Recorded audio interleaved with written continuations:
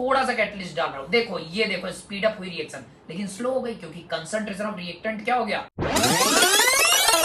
Hello बच्चों, तो आज हम फिर से एक जोरदार एक्सपेरिमेंट करने वाले हैं। तुमने एक टॉपिक पढ़ा है 12th क्लास में, केमिकल काइनेटिक्स। केमिकल काइनेटिक्स क्या बताता है कि कोई भी रिएक्शन अगर चलती है और उसका रेट बढ़ा दो, अगर वो सेकेंड्स में होने लगे तो विग्रस होती जाती है। उन्हीं में से एक कंपाउंड हम जानते हैं H2O2, हाइड्रोजन पेरोक्साइड। ये एक अनस्टेबल लिक्विड होता है जो वाटर और ऑक्सीजन में ब्रेक होता रहता है। अगर इस रिएक्शन को हमें फास्ट करना है तो हम यूज करने वाले हैं पोटेशियम परमैंगनेट। ये एक बहुत स्ट्रॉन्ग ऑक्सीडाइजिंग एजेंट है। और H2O2 की अगर बात करें तो ऑक्सीडाइजिंग और रिड्यूसिंग एजेंट भी है। लेकिन अगर दोनों को मिक्स करते हैं हम तो होगा क्या कि इसकी जो रिएक्शन है वाटर और ऑक्सीजन निकालने की, इसकी रिएक्शन को ये कैटलिस्ट स्पीड अप कर देगा। पर एक बात बताओ कि अगर मैं कैटलिस्ट बढ़ाऊंगा या घटाऊंगा तो क्या उससे रेट बढ़ेगा या घटेगा? बिल्कुल नहीं बढ़ेगा घटेगा, क्योंकि कैटलिस्ट का अमाउंट रेट को डिसाइड नहीं कर रहा होता है। कौन डिसाइड कर रहा होता है? रिएक्टेंट की कंसंट्रेशन। तो ये बात भी हम समझते हैं।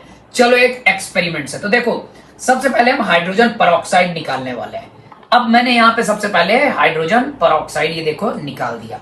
अब ये हाइड्रोजन परऑक्साइड यहाँ पे देखोगे ना, ऑक्सीजन में टूटने लग गया है, लेकिन हमें दिख नहीं रही है, समझ में नहीं आ रही उसकी रिएक्शन।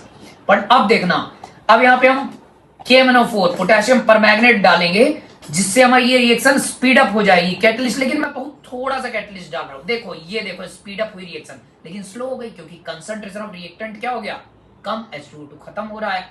अब अगर मैं कैटलिस्ट डालूं, क्या रिएक्शन का रेट बढ़ेगा? बताओ जल्दी कमेंट में। नहीं बढ़ेगा। क्यों नहीं बढ़ेगा? क्योंकि कैटलिस्ट के अमाउंट से रिएक्शन का रेट इफेक्ट नहीं करता।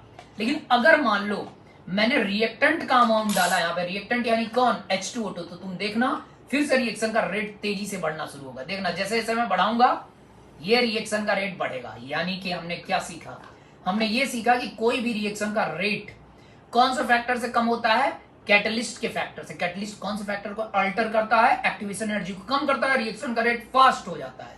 क्या कैटलिस्ट के अमाउंट से रेट ऑफ रिएक्शन अफेक्ट होता है? बिल्कुल नहीं, ये हमने अभी देखा। और अगर मान लो हम रिएक्टेंट का अमाउंट बढ़ाएंगे तो एग्जैक्टली तो हमारा रेट ऑफ रिएक्शन चेंज होगा। ये बात हमने आज के एक्सपेरिमेंट में समझ ली है।